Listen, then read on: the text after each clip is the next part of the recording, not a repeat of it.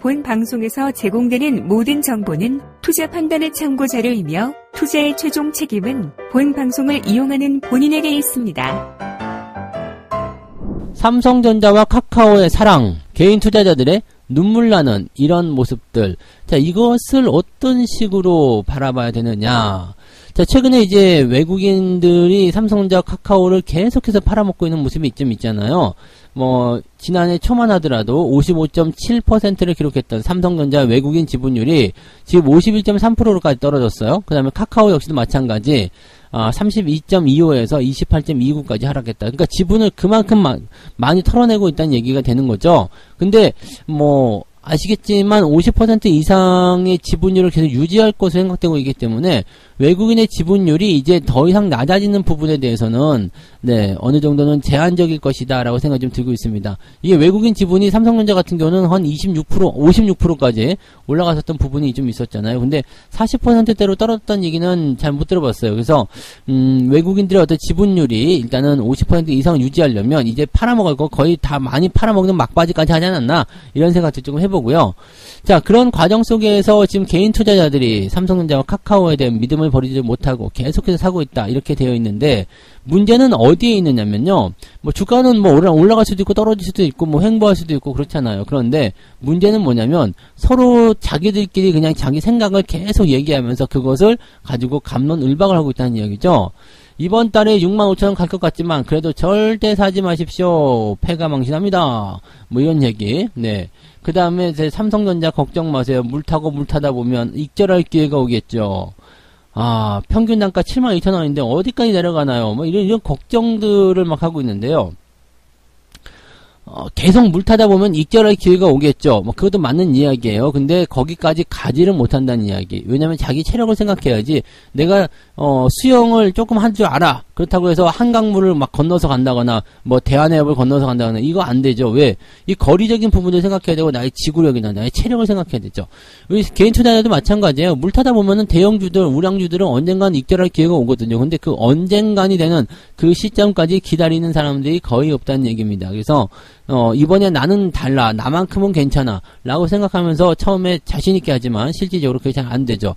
우리가 그런 식으로 나온다라면 헬스장에서 운동을 할 때 말이에요, 전부 다 보디빌더 돼가지고 저기 가서 미스터 코리아 그런 데 나가가지고 이렇게 했어야 되거든요.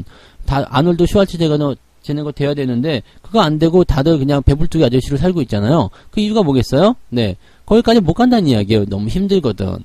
그 고통을 끊어내지 못한다는 이야기죠. 그리고 평균 단가 72,000원인데 어디까지 내려가나요? 이 작은 손실 또는 이제 약간의 변수 72,000원이고 지금 67,000원이면 내려봤자 얼마 내렸겠습니까? 근데 이 정도 변동성에도 이렇게 간이 조그매져가지고 심장이 콩닥거리고 있다. 이러면은 이렇게 이 삼성전자를 접근했다는 부분들 자체가 뭐예요? 단기로 접근했다는 얘기죠. 이 접근 자체가 달랐다라고 보시면 되는 겁니다. 그리고 패가망신합니다. 이렇게 공포심에 대한 부분들, 패가망신할 만큼 삼성전자가 허술한 종목이 아니죠. 삼성전자 사서 패가망신했다는 얘기 들어본 적이 없어요. 근데 왜 이렇게 생각합니까?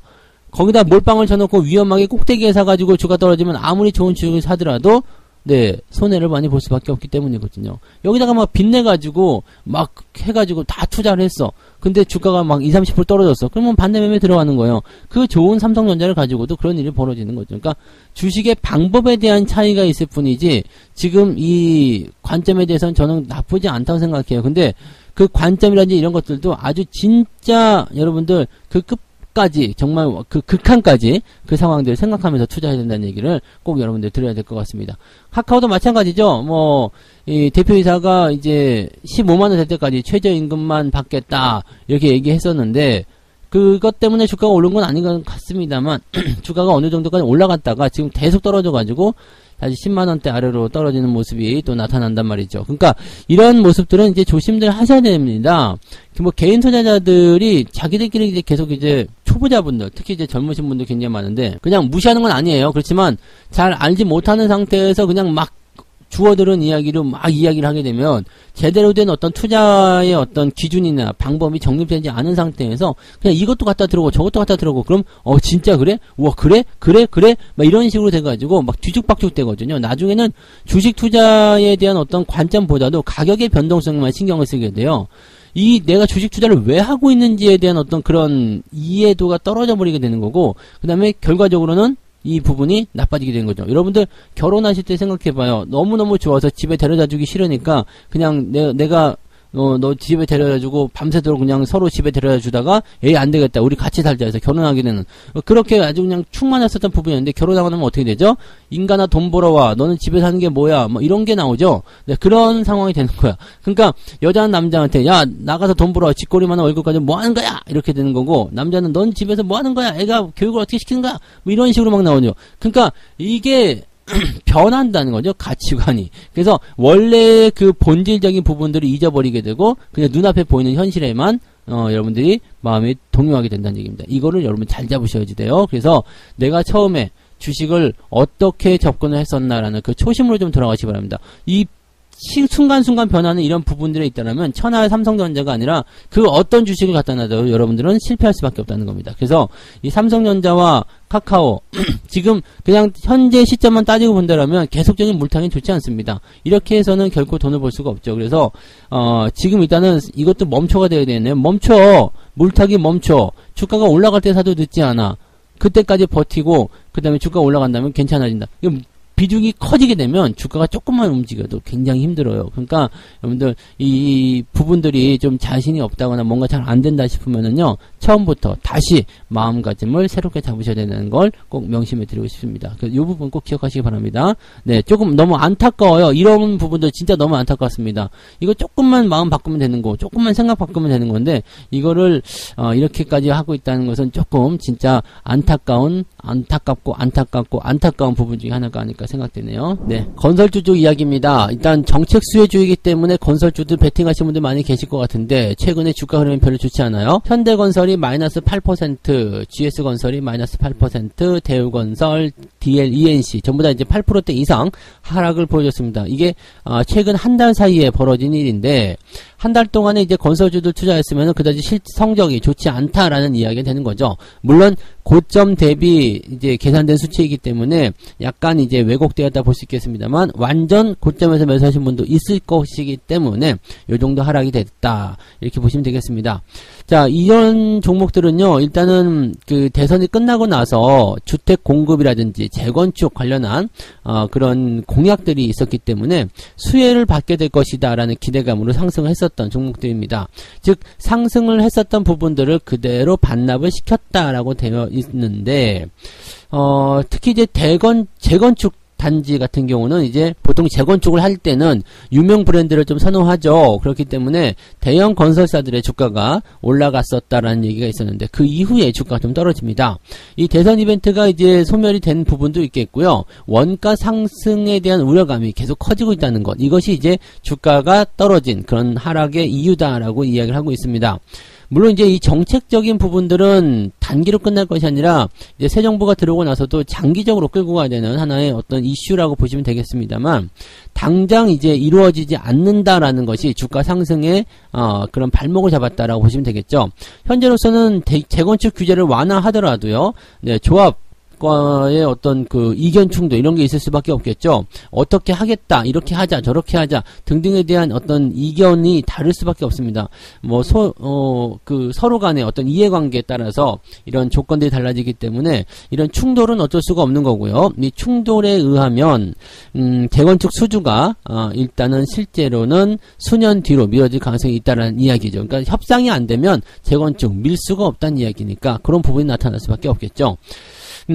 그래서 지금 증권사 쪽의 분석을 좀 들어보니까 NH투자증권연구원은 지난 20년간 부동산 시장을 좀 살펴봤더니 재건축에 대해서 우호적인 정책이 시행되고 또 그것이 조성이 되더라도 3, 4년 후에 그 효과가 나타났다라고 얘기를 합니다. 그렇기 때문에 이 재건축에 대한 어떤 기대치는 올해는 조금 어렵지 않겠느냐. 그래서 내년이나 내후년부터 가능하지 않을까라고 얘기를 하고 있는 부분입니다.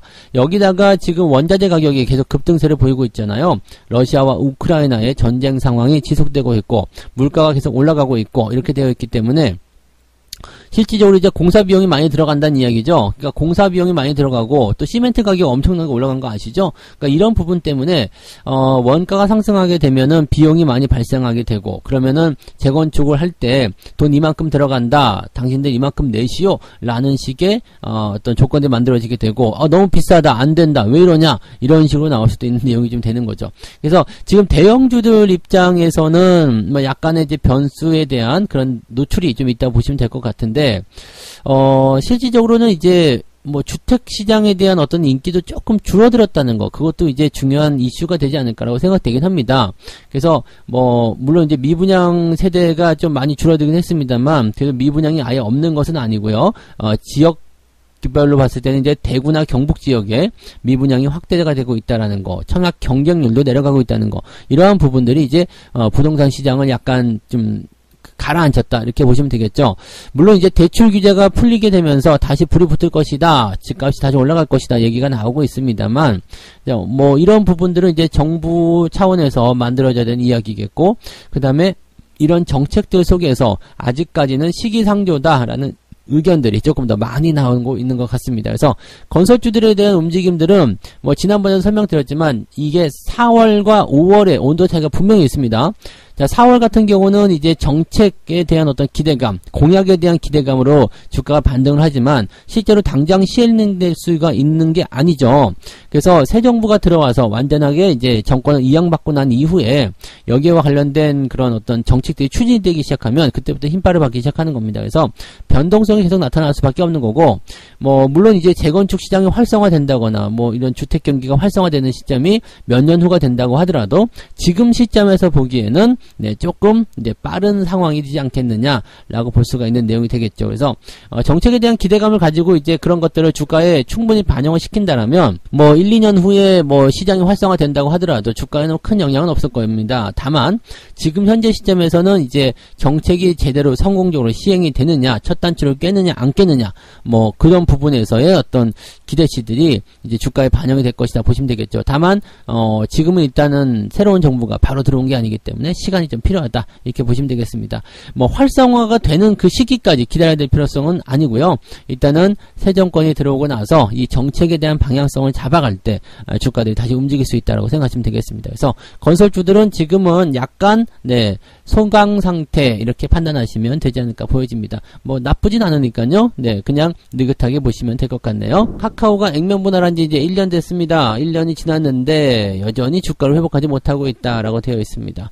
액면 분할하게 되면 이제 주식수가 많아지고 가격이 싸지죠. 그래서 이제 대부분의 투자자들이, 국민들이 모두 다 주식을 산다 해서 국민주라고 불리게 됩니다. 근데 이 카카오가 이제 액면 분할을 통해서 이런 국민주가 됐지만 주가는 계속적으로 떨어지고 있다. 이게 삼성전자도 예전에 그랬죠.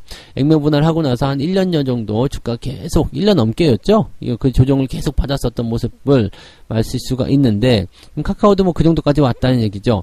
자, 근데 삼성전자 같은 경우는 이제 경기의 또 다른 흐름, 그런 것들을 타면서 주가가 상승세를 보였지만, 카카오는 이제 그 시기를 지나서 액면 분할이 나왔기 때문에 그다지 좋은 흐름을 보이지 못하고 있다. 장이 올라가야지 뭐 주가를 끌고 올라가든지 말든지 할 거 아니냐, 이런 식으로 얘기가 나오는 부분이겠죠.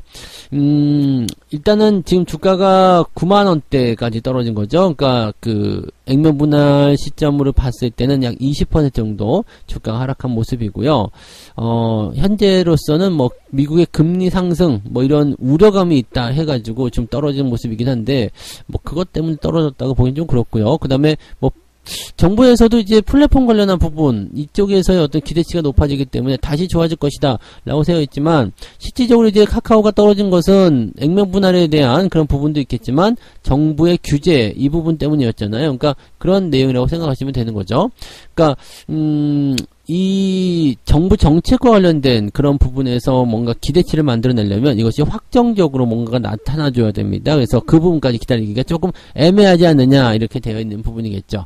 자, 카카오의 전체적인 흐름을 좀 살펴보게 되면 액면 분할 이후에는 상승의 흐름을 이어갔다라고 되어 있습니다. 지난해 6월 23일에는 종가 기준 주가가 16만 9,500원 그러면서 액면 분할 이후에 상승 가도를 달렸는데 이 정부 당국의 규제 우려가 커지게 되면서 주가가 조정을 받았다. 근데 이 부분이 되게 공교로운 게 뭐 계속해서 올라가던 기업이 정부의 규제, 빅테크 규제 우려감이 커졌다 그러면서 주가가 갑자기 풍 떨어졌다. 이건 약간 핑계거리가 아닐까 싶습니다. 그렇죠? 네. 고점을 찍다가 갑자기 이렇게까지 떨어진다. 이것도 사실은 어떻게 보면 말이 안 되잖아요. 근데 물론 이제 규제에 대한 우려감, 정부 정책의 우려감 이런 것들이 주가를 끄집어 내릴 수 있는 상황이 좀 되겠습니다만 그렇다고 해서 갑자기까지 이렇게 큰 폭으로 떨어진다. 그다음에 공매도까지 들어온다. 이거는 뭔가 좀 냄새나지 않느냐라는 생각이 들 수도 있는 거죠. 그러니까 그런 내용을 좀 보시면 되겠는데 일단 개인 투자자들이 어느 정도 많으냐. 지금 삼성전자가 제일 많고요. 그 다음에 카카오가 두 번째입니다. 그 정도면 뭐 말 안 해도 되겠죠. 삼성전자에 561만 명의 개인 투자자가 있다고 그러고요. 그 다음에 카카오 같은 경우에 191만 명. 이게 이제 소유자 현황으로 되어 있기 때문에 이제 개인 투자자의 어떤 숫자를 많이 볼 수 있겠습니다. 물론 여기는 이제 개인이 아닌 사람들도 있겠죠. 근데 이 수치를 보게 되면 이제 그만큼 많은 사람들이 가지고 있다는 거기 때문에 개인 투자자들이 뭐 압도적으로 많을 거 아니겠습니까? 그래서 내가 삼성전자 갖고 있으면 저도 여기에 속해 있겠죠. 나도 삼성전자가 있으니까 여기 속하겠구나. 161만 4,490명 안에 네, 저도 같이 들어있고 네, 옆집 철수 엄마도 들어있고 이렇게 되어 있겠죠. 그러니까 이렇게 많은 사람들이 가지고 있는 주식이 이제 국민주다라고 되어 있는 건데 많은 사람들이 갖고 있기 때문에 또 무겁다라는 이야기입니다. 사람들이 거들떠 보지 않아야지 주가가 크게 상승한다는 건 대충 알고 계시죠? 그러니까 이런 부분들은 네, 당분간은 주가 상승하기 좀 어렵지 않겠느냐 보여지는 부분이죠. 삼성전자도 그렇고 카카오도 그렇고 당분간은 주가가 상승하는데 굉장히 힘든 애로점이 많을 거라 생각합니다. 특히 뭐 지금 떨어지자마자 계속해서 물타기 하고 있는 분들 계시던데 이런 부분들도 그다지 좋지 않겠죠. 올해 들어서 개인들이 카카오를 1조 2,500억 정도 순매수했는데 물타기용이다라고 되어 있습니다. 물타기는 그렇게 하는 게 아니라는 걸 꼭 명심하셔야 됩니다. 주가가 떨어질 때는 그냥 두셔야지 돼요. 가만히 두셔야 됩니다. 이게 손실률이 커가는 것 같아서 기분이 되게 나쁘겠지만 그냥 계속 기다리셔야 되는 거고 최저점까지 내려간 이후에 반등의 기조를 만들어냈을 때 추가 매수를 통해서 평단가를 한 방에 훅 낮추고 들어가야지 그게 아니라 찔끔찔끔 계속 산다. 차라리 그 돈 찔끔찔끔 모아가지고 계속 갖고 있다가요 주가가 다 떨어지고 이제 상승세로 돌아선다 싶을 때 추가 매수를 들어가시는 게 훨씬 더 유리하다고 보시면 되겠습니다. 떨어질 때마다 평단가 낮춘다고 해서 당장 수익이 나지도 않거니와 비중이 커지면서 주가가 더 내려가게 되면 손실만 더 커질 수밖에 없다는 것을 꼭 명심하시기 바랍니다. 카카오는 네, 아무튼 뭐 말씀드린 대로 당분간은 조금 네, 어렵지 않겠는가라는 생각을 하고 계시면 되겠네요. 금리가 오르는데 은행주를 사도 되겠습니까?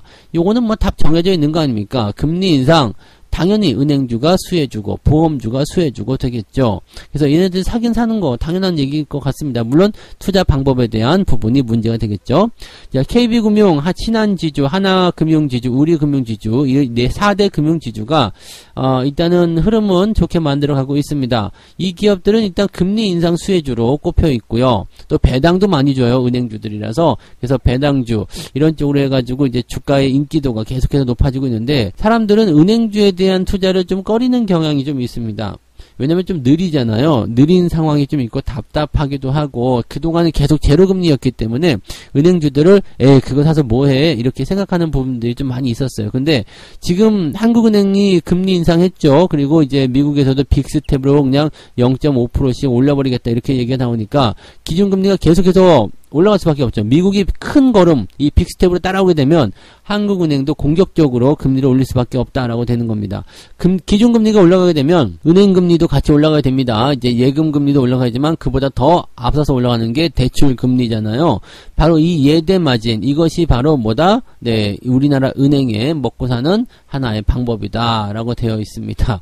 이게 주식이잖아요. 그러니까 우리는 외국은행처럼 투자를 하는 은행이 아니기 때문에 그냥 돈놀이 하는 은행이잖아요. 빌려주고 받고 그건데 거기서 벌어지는 그런 벌어들이는 수익률이 어마어마한 이야기죠. KB금융 신한지주가 작년에 4조 원이 넘는 순이익을 올렸다는 거, 그만 해도 뭐 대단히 알 수 있다는 거 알 수 있겠죠. 근데 여기서 이제 금리가 이제 올라가는 상황이지만 이제 이 대출 규제 같은 것도 많이 풀어주고 있죠. 이렇게 되면은 네, 은행들의 순이익은 더 증가할 것이다. 이렇게 뭐 그냥 눈 감고도 다 알 수 있는 내용이 아니겠습니까? 그래서 앞으로 이제 금리가 계속해서 올라가는 그런 상태로 간다라면 은행주들에 대한 매력이 훨씬 더 높아질 것이다라는 전망이 나올 수밖에 없는 거죠. 자, 증권사 이야기를 좀 들어보면 은행주는 금리가 오르면 마진이 개선이 되면서 계속적으로 이제 성장을 보여줄 수밖에 없다라고 되어 있죠.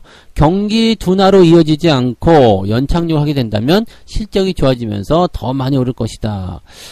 당연히 이제 금리에 대한 격차가 갑자기 크게 벌어지게 되면 대출이 주춤할 수밖에 없거든요. 그래서 수익률이 떨어질 수 있겠습니다만 이게 서서히 줄어드는 그런 연착륙을 하게 된다면 오히려 대출 수요가 더 늘어나게 될 것이다 라고 되어 있는 부분이 되겠죠. 자, SK증권에 따르면 금리 민감주로서의 성격이 매우 강하다라고 되어 있고요. 앞으로 이제 금리에 훨씬 더 민감하게 잘 움직이게 될 것인데 이렇게 된다면 은행의 이자 이익은 계속적으로 순항을 계속할 것이다 라는 전망을 했습니다. 물론 일각에서는 은행주에 대한 부담감들 가지고 있는 게 있습니다. 가계대출이 감소세를 보이고 있다는 얘기죠. 예대 마진이 높아지긴 했어도 대출의 규모가 더 줄어들게 되면 그것은 은행에게 부담되는 건 아니겠느냐 이렇게 얘기가 나오기도 하겠습니다. 다만 중요한 건 그거예요. 필요한 돈이 있는 사람들은 금리가 올라도 무조건 쓰게 된다는 거죠. 거기다 대출 규제까지 완화가 됐으니까 이제 그 규모적인 측면에서는 더 커질 수도 있는 상황이 되겠다. 이렇게 판단하셔도 되겠습니다. 자, 그럼 은행주 사야 되냐 말아야 되냐? 사야죠. 은행주는 사야 되는데 문제는 이제 매수하는 시점, 종목마다 각자 다르겠죠. 저점, 지지권에 근처 왔을 때는 매수를 하셔도 됩니다. 매수하셔도 되고 대신에 은행주들은 여러분들 잘 알고 가셔야 되는 게 무조건 장기 투자라는 거 그것만 잊으시면 안 됩니다. 근데 무조건 장기 투자를 해서 계속 묻어놓는다. 물론 그것도 상관없겠습니다만, 이렇게 되면은 오르고 내리고 하는 부분에서 스트레스 좀 받을 수가 있어요. 그러니까 어떻게 봐야 되느냐? 금리가 인상하고 있는 동안에, 고점을 찍는 동안에는 계속 홀딩해도 된다. 자, 과거의 사례를 봤을 때, 2007년도 당시, 기준금리라든지 이런 것들 생각해보면 우리나라 같은 경우는 이제 기준금리가 3%대 이상 넘어가야 되지 않겠느냐라는 얘기를 해볼 수가 있겠죠. 당연히 3%는 넘어가야 되겠죠. 왜냐면 미국 금리가 지금 내년까지 해가지고 3%에 근접시킬 것이다 라는 얘기가 나오고 있단 말이에요. 그러면은 올해는 2%를 넘겨야 될 것이고요. 그 다음에 내년도가 됐을 때는 3%를 넘어서 4%까지도 기대치를 높여봐야 된다는 얘기죠. 은행주들이 올라갈 수 있는 배경입니다. 근데 그 정도까지 올라가면 경기 고점이라는 인식이 또 들게 돼요. 그래서 그 내용이 약간은 이제 부담감을 줄 수 있다. 이렇게 생각할 수가 있겠죠. 이런 상황을 보게 되면 은행주들 같은 경우는 앞으로 1년 또는 그 이상의 어떤 기대치를 가지고 보시는 것이 유리할 수 있겠구나라고 생각해 보실 수 있는 모습이 좀 됩니다. 그러니까 이런 것들을 여러분들이 좀 생각하시면 단기간에 수익이 크게 나는 것이 아니라 천천히 우리가 익어가는 그런 형태의 모습이다라고 생각하시면 되겠죠. 그 내용들 같이 참고하시면 좋겠습니다. 자, 금리 인상에 대한 수혜를 통해서 보험주들이 올해 1분기, 1분기죠. 올해 들어서라고 했는데 1분기라고 보시면 돼요. 코스피 업종 수익률 1등을 차지했다. 보험주들은 되게 오래전부터 계속 말씀드렸던 것 같아요. 작년에도 계속 말씀 좀 드렸던 것 같고요. 어쨌든 이 보험주들을 공략하는 부분들은 딱 하나밖에 없습니다. 무슨 어떤 보험에 대한 어떤 부분들이 가입률이 많아진다든지 아니면 뭐가 개선된다든지 이런 거 가지고 보는 것이 아니라요. 그냥 금리 인상이잖아요. 금리 인상. 금리 인상 됩니까 안 됩니까? 됩니다. 금리가 0%일 때. 근데 0%보다 더 내려갈 수는 없잖아요. 그러니까 금리는 일단 올라갈 수밖에 없다. 그러면 어쨌든 올라갈 금리 그렇다면 보험주들이 수혜를 받으니까 미리미리 사놓으면 되지 않겠어요? 라는 부분을 통해서 계속해서 올라간 것 같아요.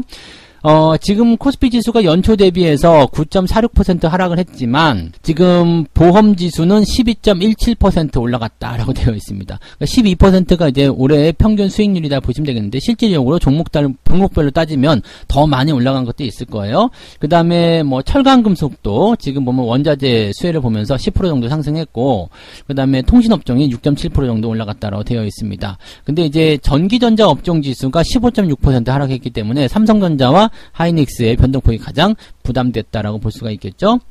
보험지수에 편입된 종목은요, 삼성생명, 삼성화재, 메리츠화재 등등등 있는데 이런 기업들이 대부분 다 올랐다라고 보시면 되겠습니다.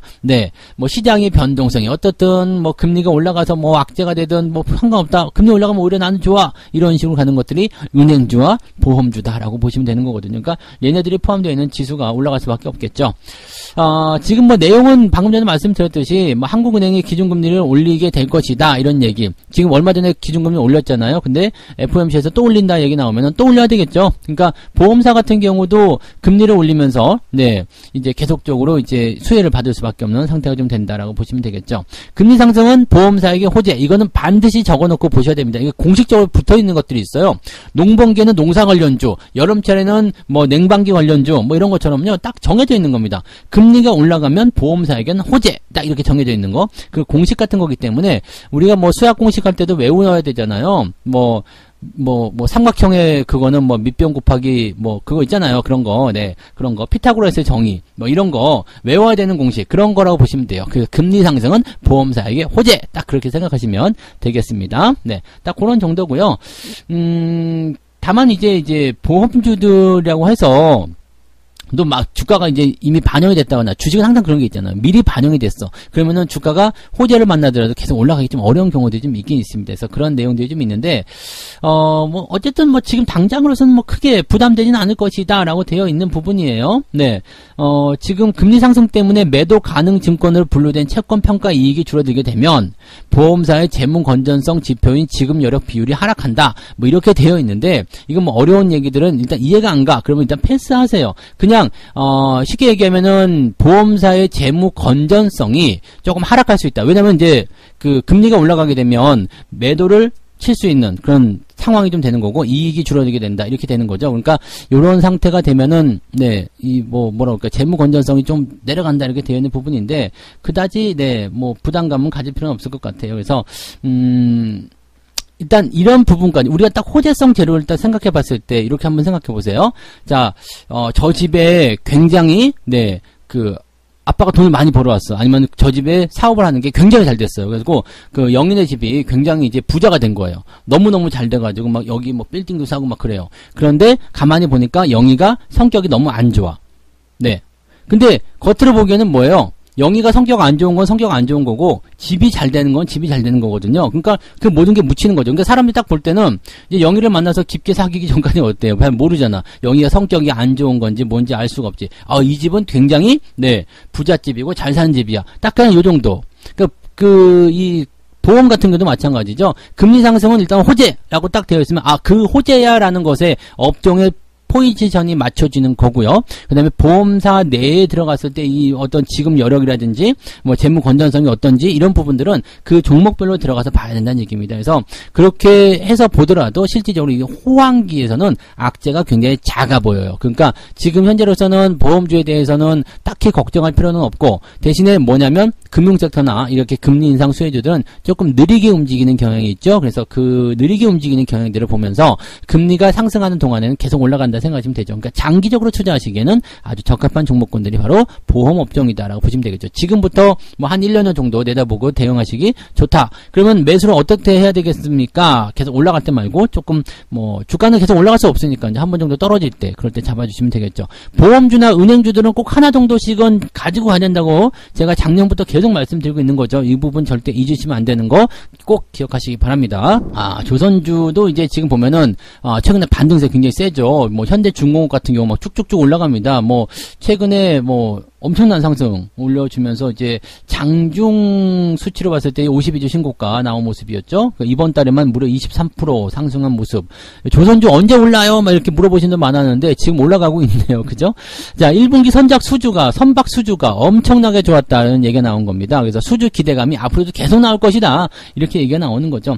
지금 얼마 전에 나온 뉴스 보니까 이제 세계 최대? 네, 세계 최다라고 봐야 되나요? 예, 1등 자리를 데리고 왔다. 뭐 이렇게 얘기가 나왔었는데 앞으로도 이제 계속 늘어날 것이라는 얘기죠. 이제 뭐 원재료에 대한 부분들이라든지 이런 그 원유 또는 LNG 뭐 이런 것들 유가 상승 뭐 이런 모든 부분들이 다 이 조선주의 어떤 수주를 끌어올리는 그런 중요한 역할을 좀 하고 있는 거죠. 지금 보면은 이제 LNG선과 컨테이너선을 중심으로 수주가 늘었다는 건데 LNG선 수요 같은 경우는 이제 그 원유 관련한 그런 부분에서의 어떤 그 반사 효과라고 좀 보시면 될 것 같고요. 그 다음에 이 컨테이너선 같은 경우도 지금 보면은 물동량이 많아지고 있다는 얘기잖아요. 실제로 이제 무역이라든지 이런 것들이 활발해지고 있는 상황이다라고 보시면 되겠죠. 그래서 어떻게 보면 해운주도 같이 올라갈 수밖에 없는 상황이 좀 되지 않겠느냐 이렇게 판단해 볼 수 있겠는데 조선주의 수주가 늘어나는 경우는 보통 해운주를 거쳐서 움직이거든요. 그러니까 해운주의 움직이는 놈도 나쁘진 않았을 것이다 생각이 되죠. 뭐 일전에 미리 올랐지 않았을까 생각되기도 합니다. HMM 같은 경우 네 이제 주가가 상승하는 부분들 많이 보였었기 때문에 미리 올라간 것들은 또 이제 주가 떨어질 수도 있겠습니다만 이 조선업화에 대한 부분들은 좀 다르게 보셔야 되겠죠. 그래서 조선해운은 같이 움직인다. 언제까지요? 시장이 좋아져서 꼭지를 찍을 때까지 계속 움직이는 경향이 있다라는 걸 참고하셔야 되겠습니다. 근데 요즘에 이제 조선주들이 올라간 부분들은 지금 뭐 슈퍼사이클이 옵니다. 근데 난 이 슈퍼사이클의 경기나 할 것 같아요. 왜냐면 꼭 반도체 같은 경우 슈퍼사이클이 옵니다. 그러고 나서 꼭 한두 달 안에 그냥 엄청나게 쳐박아 버렸거든요. 이 조선주 이 증권업계에서는 왜 이 슈퍼사이클을 왜 쓰는지 모르겠는데 저 슈퍼사이클 온다 그러면은 사람들이 막 좋아하면서 달려들어요. 그래서 현재 가치보다 그냥 조금 더 올려놓고 나서 그냥 죽여버리더라고요. 그러니까 슈퍼사이클이라고 해놓고 지들이 파는지 안 파는지 좀 봐야 될 것 같아요. 최근에는 주가가 올라왔는데 주가가 올라오니까 이제 팔아먹긴 해야 되겠고 팔아먹긴 해야 되겠는데 네 그냥 지금 팔면 다시 내려갈 것 같고 그러니까 개인들 들어오게 하려고 슈퍼사이클을 쓰는 것인지 뭐 보통 그렇잖아요. 주가가 올라가고 나서 슈퍼사이클 온다. 개인들 들어가서 주가 더 올려놓고 지들이 팔아먹고 그럴 때 우리가 꼭 한마디 하잖아요. 좋은데 왜 파는 거지? 네. 근데 걔네들이 팔고 있는지 안 팔고 있는지 한번 살펴볼 필요는 있을 것 같아요. 네, 아무튼 뭐 그런 내용들이죠. 그래서 앞으로 이제 당분간은 어닝 서프라이즈를 계속해서 기록할 것이다. 이런 얘기죠. 이제 과거 조선업의 슈퍼사이클 시기가 2000년대부터 2003년 정도 됐었죠. 2002년 3년부터 시작해가지고요. 2007년도까지 정점을 찍었잖아요. 거기가 이제 뭐냐면 경기 호황기입니다. 2007년도까지 경기 호황기였고 그 다음에 리먼 사태 나오면서 주가가 경기가 완전 폭락한 거잖아요. 그 여파가 사실 지금까지 오고 있다 보실 수도 있겠는데 아무튼 그런 내용을 보시면 되죠. 그러니까 그런 어떤 경기 호황이 온다라면 이 실질적으로 이제 업종선 그 어닝 서프라이즈, 슈퍼사이클 이런 걸 얘기할 수도 있어요. 그리고 실제로 경기가 이렇게 좋아진다면 조선업은 더 많이 올라갈 수밖에 없을 것이다 생각할 수가 있겠죠. 그러니까 그런 내용들 좀 보시면 되겠는데 지금 1분기에 수주가 많이 늘어났다. 이거 가지고 슈퍼사이클 이렇게 얘기하기엔 조금 애매하지 않냐라는 얘기죠. 실질적으로는 이제 경기가 계속 좋아질 것이라는 전망을 뒤에다 깔아놓고 그 전제를 깔아놓고 얘기하는 것이기 때문에 뭐 어느 정도 틀린 얘기는 아닐 것이다 볼 수 있겠습니다만 증권사 쪽에서 이야기하는 것들이 약간 과장된 부분이 있을 수도 있다는 걸 꼭 참고하시기 바라고요. 단기간에 많이 올라온 애들은 반드시 들어오게 되어 있습니다. 그래서 올라가는 거 이 슈퍼사이클 이야기만 듣고 무턱대고 쫓아가서 매수한다거나 결코 좋지 않겠죠. 그래서 어느 정도 들어온 시점에서 지지선 때 지금보다는 가격을 조금 더 깎아주는 거 그런 것들을 노리시는 게 좋을 것 같아요. 지금부터 계속 올라간다고 하더라도 현재 가격보다는 조금 더 깎아주는 위치가 나올 때 대응하시는 것이 훨씬 더 유리하다는 거 보시면 되겠습니다. 내가 못 샀는데 저놈이 막 올라가. 뭐 사방에서 뉴스를 통해 가지고 저놈을 계속 띄워줘. 그러면 저놈은 내 거가 아니라고 보셔야 됩니다. 나한테 저 주식이 없는데 자꾸 사라고 옆에서 막 부추기는 것 같잖아요. 사고 나면 어떻게 돼요? 당연하게도 물리겠죠. 좋은 종목을 가지고 나쁜 자리에서 물렸어. 그래서 중간에 못 참고 팔아버렸더니 또 올라가. 이렇게 되면 정말 열받는 일이 벌어지거든요. 그러니까 여러분들은 절대적으로 내가 원하는 위치, 원하는 가격에서 매수할 수 있도록 꼭 그런 것들을 대응해 주셨으면 좋겠습니다. 채권에서 지금 1000억대 손실이 난 곳이 있다라는 얘기가 나오고 있습니다. 증권사들 난리가 났습니다.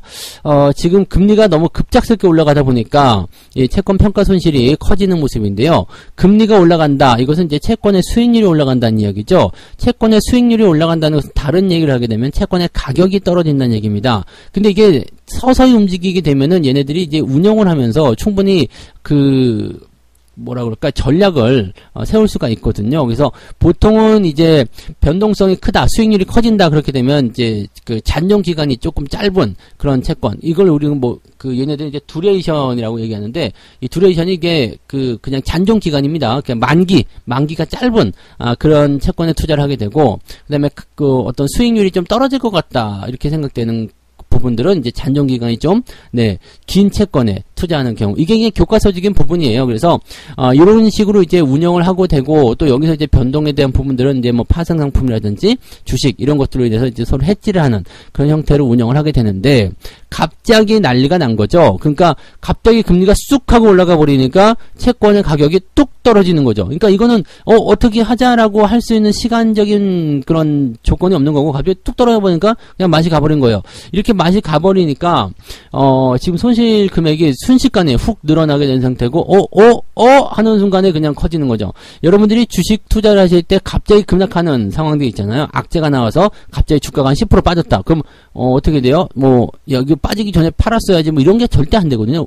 하는 순간에, 하는 순간에 갔다가 갑자기 떨어지는 모습이기 때문에, 이렇게 돼버리게 되면은, 이제 대응 전략이고 뭐가 없거든요. 뚝 떨어지고 나서 이제 대응하려고 그러면 이미 떨어졌기 때문에 대응하기 어렵거든요. 그래서 현재 시점에서는 증권사 입장에서도 손실은 많이 안고 있지만 이것이 안정화될 때까지 기다리는 것밖에 방법이 없다 얘기지.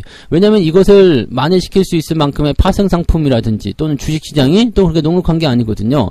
그러니까 얘네들도 알고 있어요. 이렇게 급하게 이 손실을 메꾸려고 하다 보면 더 큰 손실을 볼 수 있다. 이렇게 되어 있기 때문에 채권 시장이 안정화돼야 되는데 그 부분들이 지금 아까도 말씀드렸지만 러시아나 이런 쪽 또는 기업 실적 등등을 통해서 더 악화되고 있는 상태이기 때문에 부담스럽다는 얘기입니다. 그래서 증권사가 지금 현재 좀 문제가 좀 되어 있는 모습이고요. 또 한 가지는 이제 지금 보면은 이제 손실이 많이 난 상태이기 때문에 증권사 실적으로 또 이제 반영을 시키게 되면 증권사의 순이익이 크게 줄어들 것이다라는 전망도 나타나고 있습니다. 그래서 시장의 어떤 상승이나 하락 여부와 관계없이 이 채권 시장의 변동에 따라서 이 증권사들의 어떤 움직임들이 조금 애매해질 수도 있다는 것을 참고하셔야 될 것 같습니다.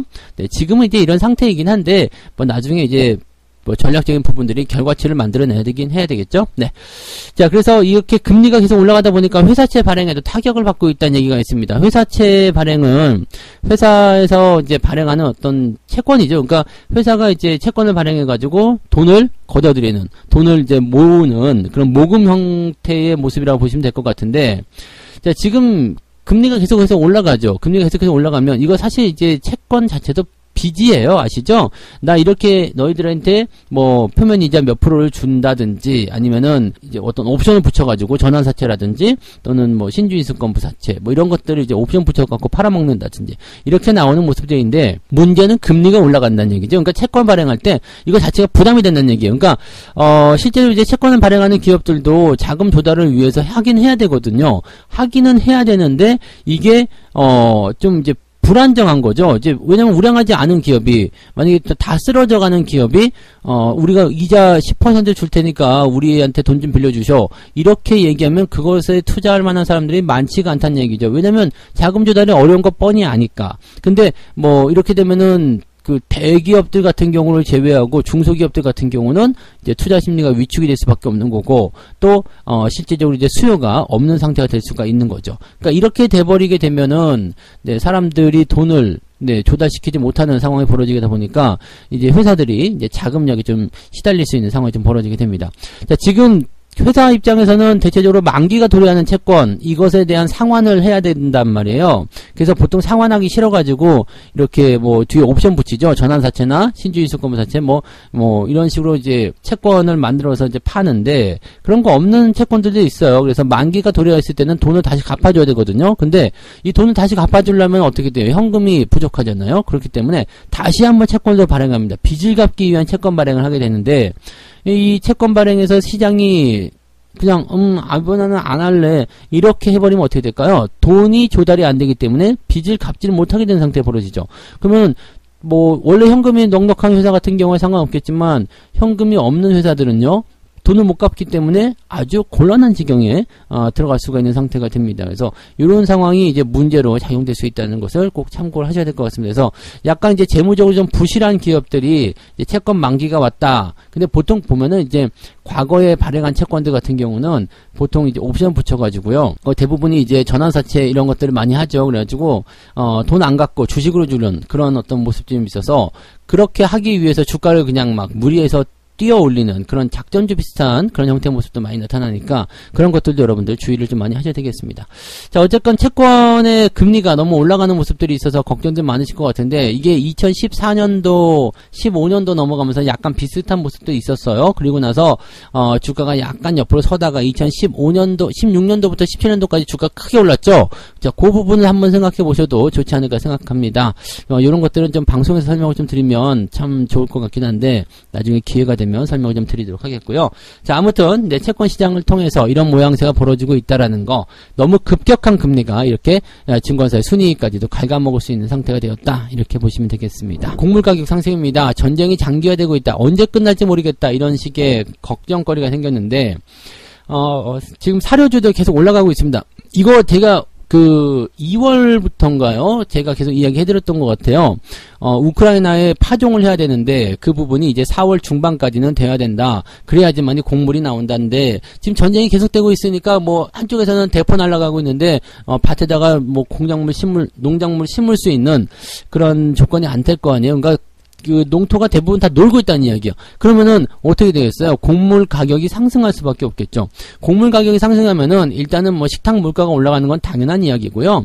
거기에서부터 파생되는 건 여러 가지가 있습니다. 사료부터 시작해가지고요. 뭐 이런 것들이 이제 올라갈 수밖에 없다는 얘기가 되는 거죠. 그러니까 사료 관련주들이 이제 가장 많이 올라가는 부분이고, 물건 가격이 올라가다 보니까 이제 뭐 상품 가격이 올라갈 수 있는 그런 식품이라든지 이런 것들도 다 같이 상승하게 되기 때문에 기업들 입장에서는 물건 가격의 상승을 통해서 상품 가격 인상 연결되면 그것이 가능한 기업들은 주가가 또 뛰기도 합니다. 네, 뭐 그런 모습도 좀 있죠. 그리고 또 한 가지 비료 관련주들.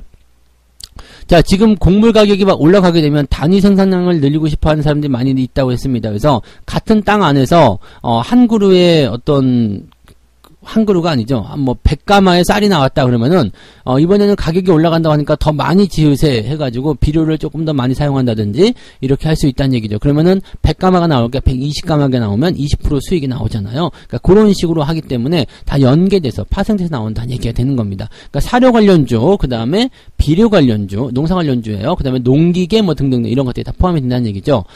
자, 실질적으로 이제 증권사에서도 그런 얘기를 하고 있습니다. 연초 이후에 에너지와 곡물 가격 상승세가 가팔라졌다, 이런 거고, 러시아와 우크라이나가 농산물의 주요 공급 국가이기 때문에 가격 상승 압력을 자극하고 있다, 이렇게 되어 있습니다. 옥수수, 소맥, 대두 이런 것들이 이제 엄청나게 올랐다는 얘기인데, 이런 것들이 이제 뭐 비료라든지 이런 쪽도 그 사료 이런 쪽으로 많이 사용이 되고 있기 때문에 상당히 중요한 그런 내용이라고 좀 보시면 되겠죠.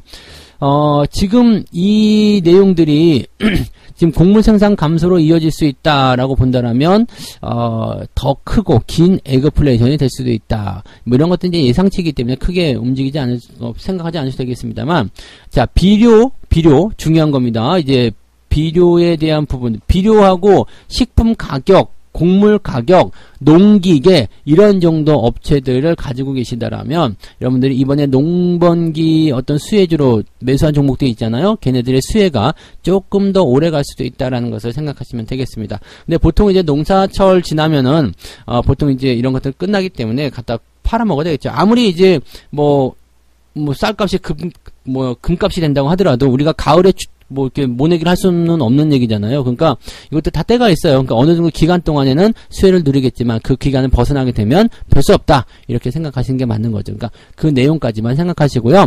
여기서 또 너무 이제 뭐 길게 보고 막 이제 주구장창 계속 투자한다, 이거는 아닙니다. 그래서 많이 올라간 기업들에 대한 투자는 하지 마시고 항상 그럴 때 흥분하지 마시고 이성적으로 한 발 물러서서 생각하라는 이야기를 같이 해드릴 수 있겠습니다. 그 부분 참고하시고요.